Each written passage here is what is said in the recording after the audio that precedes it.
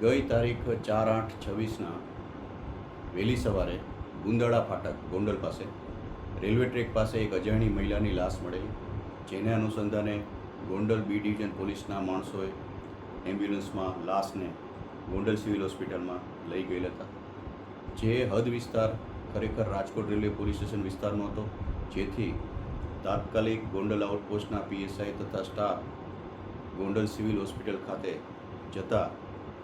ત્યાં તાત્કાલિક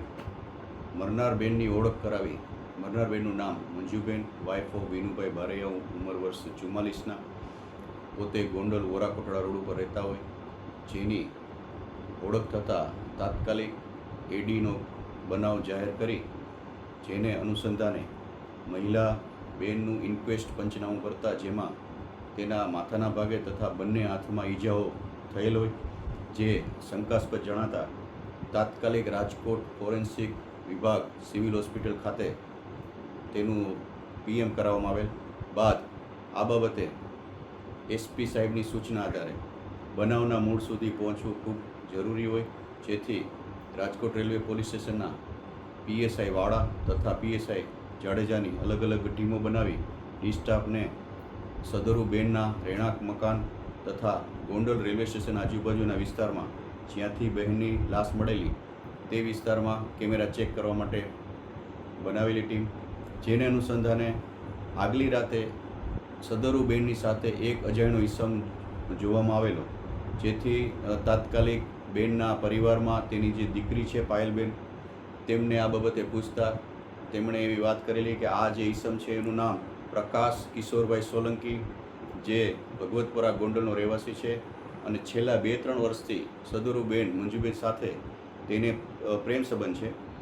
મંજુબેન પોતે પોતાના પતિથી અલગ રહે છે, એકલવાયુ જીવન જીવે છે અને ઘણા સમયથી આ પ્રકાશ સાથે તેને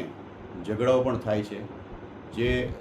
લગ્નના દબાણ બાબતે આ બેન પ્રકાશ સાથે ઝઘડાઓ કરતા હોય છે, જેને અનુસંધાને તાત્કાલિક ટીમોને પ્રકાશને શોધી કાઢવા માટે મોકલવામાં આવે, જેથી ગોંડલ બી ડિવિઝન પોલીસ સ્ટેશનના સ્ટાફને સાથે રાખી ગોંડલમાંથી સદરુ પ્રકાશ કિશોરભાઈ સોલંકીને ઝડપી પાડી યુક્તિ પ્રયુક્તિથી પૂછપરછ કરતા પોતે પોલીસ સામે ભાંગી પડતા પોતે કબૂલાત આપેલ કે મરનાર મંજુબેન સાથે પોતાના પ્રેમ સંબંધ છે અને અવારનવાર એ બાબતે લગ્ન બાબતે ઝઘડા એને થતા હોય, જેથી એનાથી કંટાળી ગઈ રાતે પણ ગોંડલના રિલાયન્સ પેટ્રોલ પંપ પાસે મારકૂટ થયેલ અને પછી બેનને સમજાવી પોતે રેલવે ટ્રેક બાજુ આવતા જ્યારે બેન સાથે ઝઘડો થયેલો હોય અને પછી અચાનક આ પ્રકાશને એવો વિચાર આવેલો કે સામેથી ટ્રેન આવે છે